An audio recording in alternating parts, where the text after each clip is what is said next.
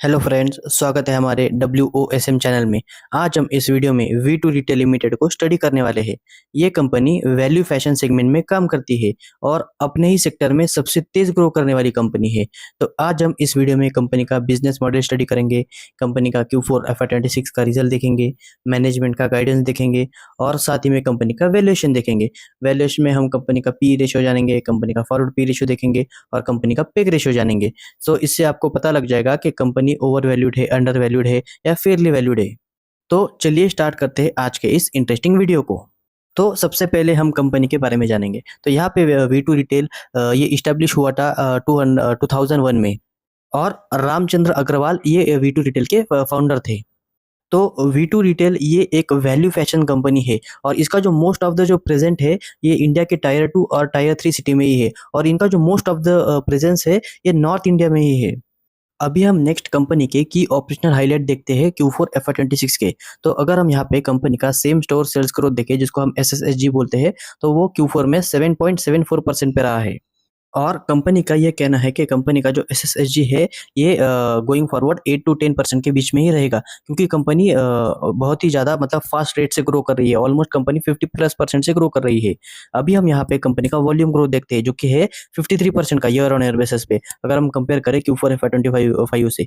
और यहाँ पे अगर हम कंपनी का रेवेन्यू मिक्स देखते हैं तो यहाँ पे कंपनी मेन्स वेयर का जो सेगमेंट है ये 41% का है, लेडीज वेयर का है 26% का, किड्स वेयर का 25% का और लाइफ स्टाइल का 8% का है। उसके बाद अगर हम कंपनी का एवरेज बिल वैल्यू देखें तो वो है 925 रुपीज़ का Q4 FY26 में, जो कि Q4 FY25 में 877 था। तो यहाँ पे कंपनी का जो एवरेज बिल प्राइस है वो अच्छा खासा बड़ा है। उसके बाद अगर हम यहाँ पे एवरेज सेलिंग प्राइस देखें तो वो है 321 का और पिछले साल का अगर एवरेज सेलिंग प्राइस देखें तो वो 308 का है। तो इस सेक्टर में भी मतलब इस सेगमेंट में भी कंपनी ने अच्छा खासा ग्रोथ दिखाया है। उसके बाद कंपनी यहाँ पे जो अपना प्रोडक्ट सेल करती है वे 89% जो है ये MRP पे सेल करती है। मतलब कंपनी का जो ओनली 11% जो है वो डिस्काउंट पे सेल करती है। बाकी कंपनी का जो 80 to 90 ऑलमोस्ट 90% का जो प्रोडक्ट है वो MRP पे सेल करती है। तो ये बहुत ही अच्छी बात है कंपनी के लिए। उसके बाद अगर हम यहाँ पे कंपनी का स्टोर काउंट देखें तो कंपनी ने Q4 FY26 मतलब फाइनेंशियल ईयर 26 के एंड तक कंपनी ने टोटल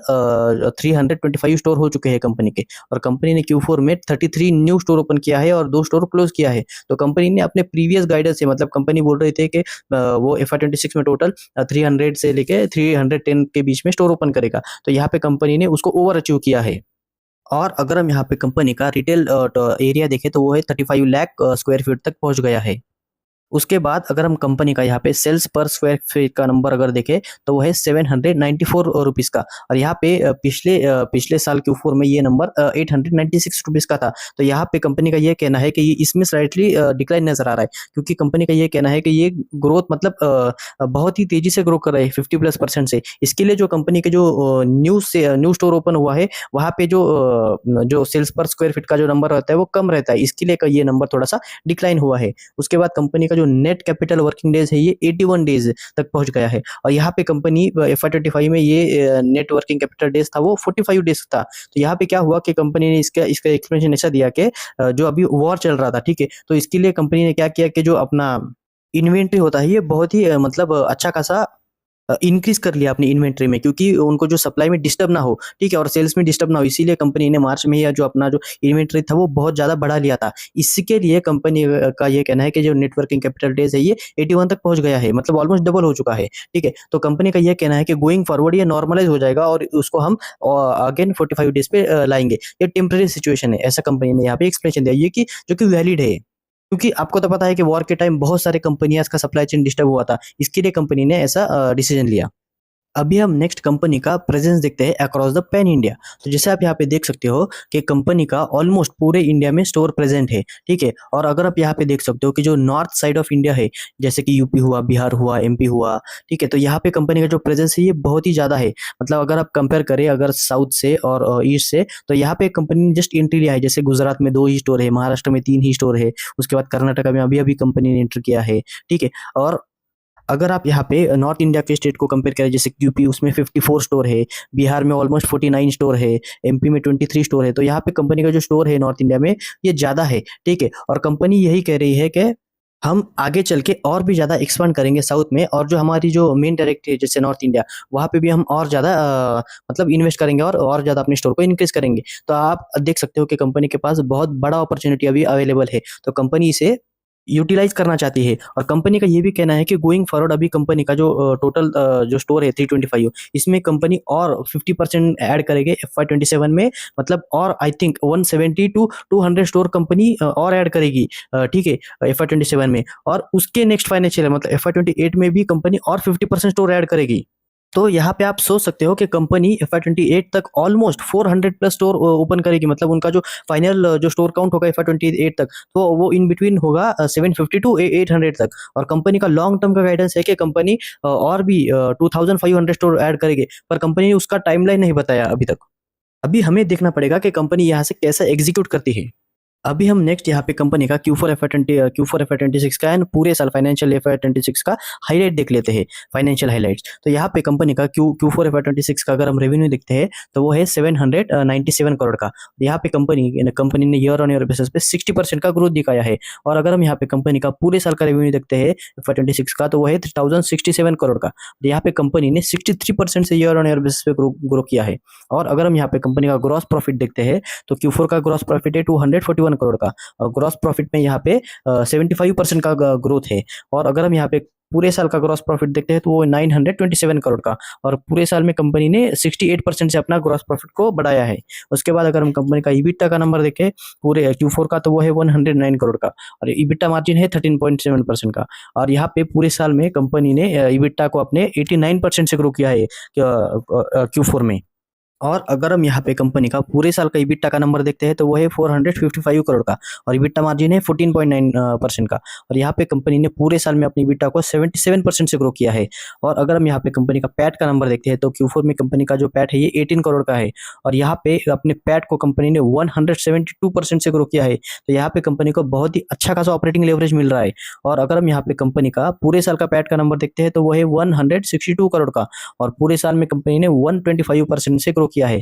तो यहाँ पे कंपनी का यही कहना है कि हम जितने न्यू स्टोर ऐड करते जाएंगे उतना ज़्यादा हमें ऑपरेटिंग लेवरेज मिलेगा। तो ये बहुत ही अच्छा चीज़ हो रहा है कंपनी के साथ।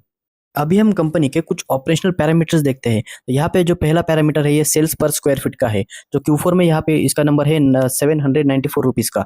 और यहाँ पे अगर हम कंपेयर करें पिछले Q4 से, तो यहाँ पे स्लाइटली वो कम हुआ है, क्योंकि कंपनी ने यही बताया कि हम यहाँ पे और मतलब तेजी से ग्रो कर रहे हैं, इसीलिए जो सेल्स पर स्क्वायर फीट का नंबर है ये डिक्लाइन हुआ है। तो जैसे जैसे इनके जो स्टोर्स है ये मैच्योर होते जाएंगे, न्यू स्टोर, वैसे वैसे ये इनका जो सेल्स पर स्क्वायर फीट का नंबर है, SSSG का नंबर है, ये सारे के सारे नंबर और बढ़ते जाएंगे, ऐसा कंपनी का कहना है। तो यहाँ पे सेल्स पर स्क्वायर फीट का जो नंबर है ये पूरे साल का ये 925 रुपीज़ का है।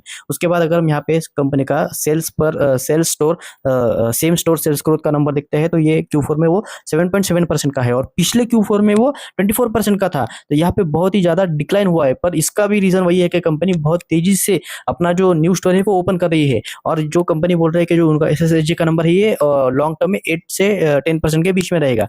और अगर हम पूरे साल का SSSG का नंबर देखते हैं तो वो है 8.6% का। उसके बाद अगर हम यहाँ पे कंपनी का एवरेज बिल वैल्यू देखते हैं तो ये 925 रुपीज़ का है Q4 में, और पूरे साल में यही नंबर 925 ही है। उसके बाद अगर हम कंपनी का यहाँ पे एवरेज सेलिंग प्राइस देखते हैं तो ये 321 करोड़ का Q4 में, और पूरे साल में ये नंबर है 327 रुपीज़ का। उसके बाद अगर हम यहाँ पे कंपनी का इन्वेंट्रीज देखें तो वह है 136 डेज का पूरे साल में FY 26 में। तो यहाँ पे ये नंबर स्लाइटली बड़ा है, क्योंकि यही मैंने पहले ही बताया कि वो जो वॉर का सिचुएशन हुआ था, वो मतलब उसके वजह से कंपनी को अपना इन्वेंट्री का नंबर है वो बढ़ाना पड़ा। ठीक है, तो ये गोइंग फॉरवर्ड ये सेटल डाउन हो जाएगा। ठीक है, उसके बाद कंपनी का जो क्रेडिटर्स डेज का नंबर है ये 55 है, ये स्लाइट बहुत ही अच्छा खासा मतलब ये इसमें डिक्लाइन हुआ है। उसके बाद कंपनी का जो नेट वर्किंग कैपिटल डेज है ये 81 डेज है। इसके पीछे भी वो वॉर का रीजन है, क्योंकि इन्वेंट्री बढ़ा इसलिए नेट वर्किंग कैपिटल डेज बढ़ा। उसके बाद कंपनी का जो ROE है ये 26% पे पहुंच गया है। तो यहाँ पे ROE सबसे इंपॉर्टेंट पैरामीटर होता है कंपनी का, कि कंपनी का जो ऑपरेशन है कैसा चल रहा है। तो यहाँ पे हमें कंपनी का ROE का नंबर कंटिन्यूसली ट्रैक करना पड़ेगा, क्योंकि ये एक इंडिकेटर होता है, ये बताता है हमें कि कंपनी में सब कुछ अच्छा चल रहा है, मतलब कंपनी में ग्रोथ है, कंपनी को ऑपरेटिंग लेवरेज मिल रहा है, कंपनी में मतलब सब कुछ सही चल रहा है, कंपनी सही डायरेक्शन में जा रहा है। अगर कुछ भी इशू हुआ कंपनी में तो सबसे पहले ROE का नंबर नीचे आता है, तो ये सबसे इंपॉर्टेंट इंडिकेटर होता है। तो अभी हम नेक्स्ट कंपनी का रेवेन्यू मिक्स देख लेते हैं। तो जैसे आप यहाँ पे देख सकते हो कंपनी के ऑलमोस्ट 4 डिवीजन है।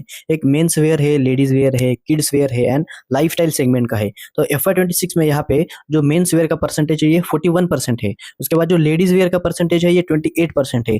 उसके बाद जो किड्स वेयर है ये 24% है और लाइफस्टाइल का जो सेगमेंट है ये ओनली 7% कंट्रीब्यूट करता है अपने रेवेन्यू में। तो आप यहाँ पे इन सारे सेगमेंट का जो प्रोडक्ट है ये आप यहाँ पे देख सकते हो। जैसे फॉर एग्जांपल लाइफस्टाइल में कौन सा प्रोडक्ट आता है, जैसे डिओड्रेंट आता है, वॉलेट आता है, सनग्लासेस और लेडीज पर्स आता है, मतलब और किड्स में boy wear, girl wear, okay, और विंटर वियर भी आता है। तो ऐसे मल्टीपल प्रोडक्ट कंपनी सेल करती है। तो इसका आप अगर रेवेन्यू में देखना चाहते हो तो यहाँ पे है।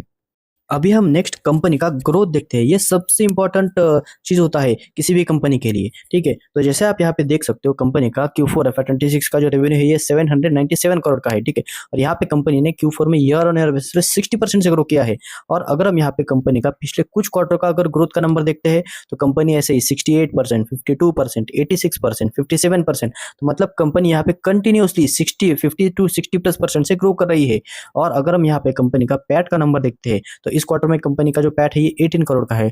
और पैट में भी यहाँ पे कंपनी ने 172% से ग्रो किया है। तो यहाँ पे हम यहाँ पे क्या करते हैं कि ये कंपनी को क्वार्टर ऑन क्वार्टर बेसिस पे कंपेयर नहीं करते हैं। हम यहाँ पे ईयर ऑन ईयर बेसिस पे कंपेयर करते हैं, क्योंकि क्या होता है कि जो जो विंटर का सेल होता है कंपनी का वो बहुत ही अच्छा होता है, ठीक है।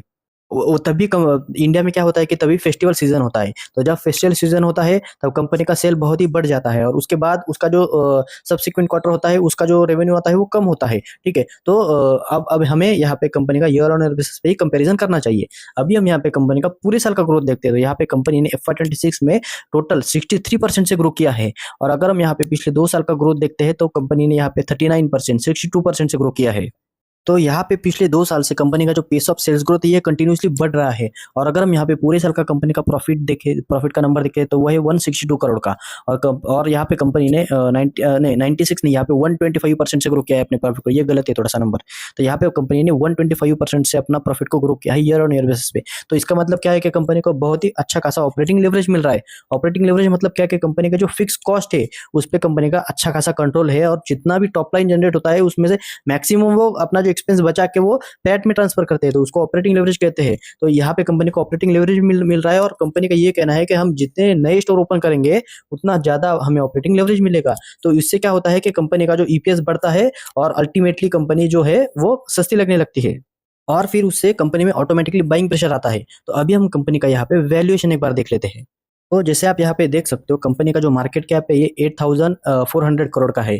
कंपनी का जो शेयर का प्राइस है अभी 230 रुपीज पे चल रहा है। और कंपनी का जो स्टॉक का पी है करंटली ये 56 टाइम्स है।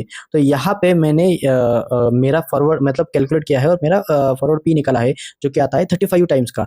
मतलब यहाँ पे company having almost 50% growth rate और कंपनी का जो फॉरवर्ड पी है 35 का है। तो मुझे तो ये कंपनी फेयरली वैल्यू लगता है। ये कोई बाय या सेल रिकमेंडेशन का वीडियो नहीं है। तो यहाँ पे बस मेरा व्यू दे रहा हूँ।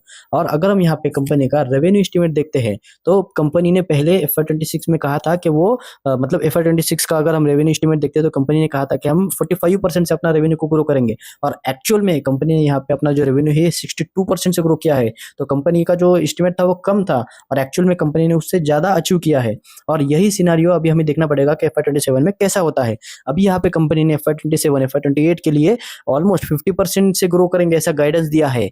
अभी हमें देखना पड़ेगा कि कंपनी इसको कैसे एग्जीक्यूट करती है। तो यहाँ पे अगर हम देखते हैं कि कंपनी ने 50% का रेवेन्यू का टारगेट दिया है तो यहाँ पे उसका FY27 का रेवेन्यू बन के आता है 4,590 करोड़ का, ऑलमोस्ट 4,600 करोड़ का रेवेन्यू कंपनी ने अचीव करना चाहिए FY27 में एज पर कंपनी गाइडेंस। तो हमें ट्रैक करना पड़ेगा कि कंपनी कैसा परफॉर्म करती है। तो यहाँ पे अगर हम 50% का अगर रेवेन्यू एस्टिमेट लेते हैं तो ठीक है, तो उसके बेसिस पे अगर हम कंपनी का फॉरवर्ड पी आता है 35 का और कंपनी का जो पेग रेशियो आता है ये बनता है 1.1 का। तो यहाँ पे तो मुझे तो ये कंपनी बहुत ही ज्यादा अट्रैक्टिव लगता है, क्योंकि यहाँ पे कंपनी में ग्रोथ भी है और कंपनी अच्छा खासा ग्रोथ का गाइडेंस भी दे रही है।